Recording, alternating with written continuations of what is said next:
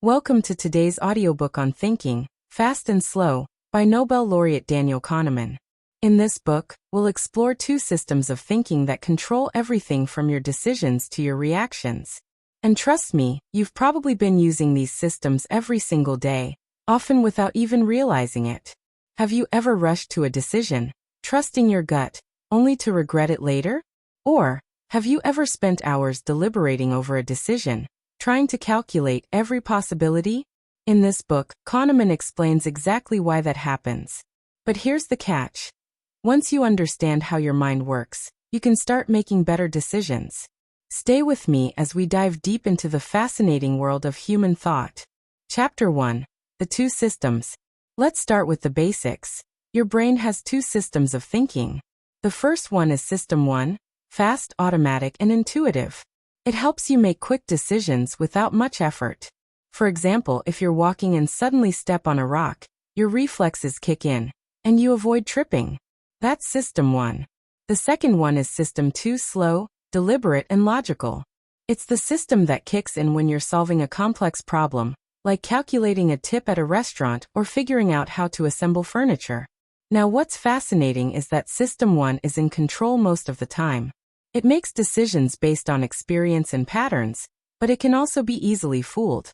System 2 only takes over when the situation requires careful thinking. But what happens when you rely on System 1 too much? That's where the danger lies.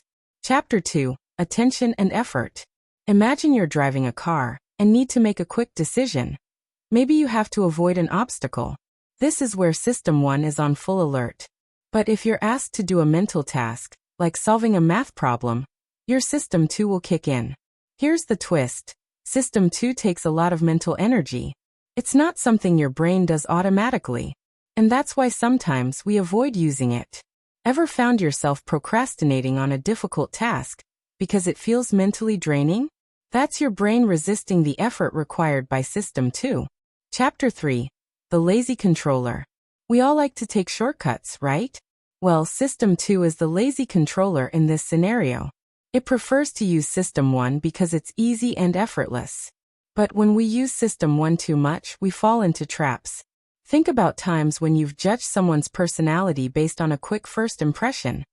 This is your brain using patterns to make decisions. System 1 doesn't always give us the full picture. The trick is, we need to consciously engage System 2 to avoid these shortcuts. It's like training yourself to slow down and think things through, rather than just relying on gut feelings. Chapter 4.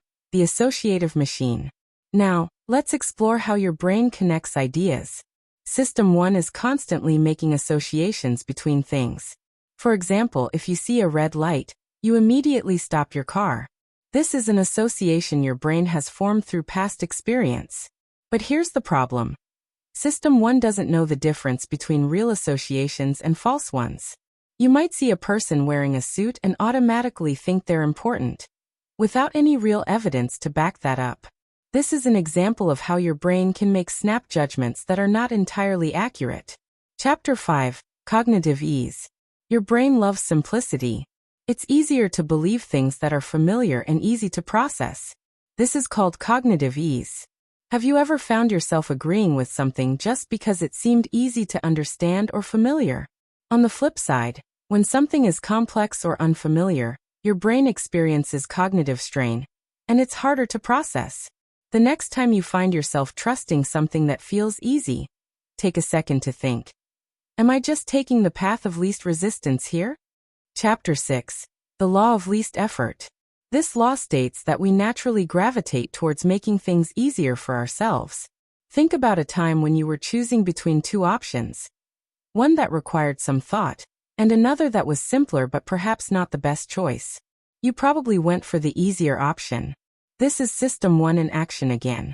It's why we choose fast food over cooking a healthy meal, or why we take the first offer we get rather than negotiating for a better one. Our brains are wired to avoid mental effort whenever possible. Chapter 7. Anchoring Effect.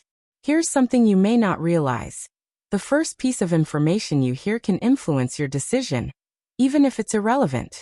This is called the anchoring effect. Let me give you a simple example. Imagine you're shopping for a new jacket. If the first jacket you see is priced at $500, and you later find one priced at $200, you might think the second one is a good deal, even though it's still expensive. Your brain has anchored the first price, influencing your perception of the second. Chapter 8. Substitution. Let's talk about substitution. When your brain faces a difficult question, it tends to replace it with an easier one. For instance, if you're asked, "How happy are you with your life?" you might find that question too complex to answer. So you might substitute it with a simpler question like, "How happy am I with my job?" This makes the answer easier to give, even though it may not fully reflect your true feelings. Chapter 9. Prospect theory. Now we get to something really interesting. How we perceive gains and losses. Did you know we feel losses more intensely than gains? Imagine you win $50 on a scratch-off ticket. You're happy, right? But if you lose $50, you feel a lot worse than you felt good about the win. This is called loss aversion, and it plays a huge role in our decisions, from how we invest money to how we react in relationships. Chapter 10. The endowment effect. Ever noticed how much more you value something once you own it? This is called the endowment effect. For example, you might be willing to sell your car for $5,000, but once you own it, you might feel it's worth $6,000, simply because it's yours. This effect shows how our minds place greater value on things just because we own them, even if there's no real logical reason for it. Chapter 11. The planning fallacy. We tend to underestimate how long it will take to complete tasks.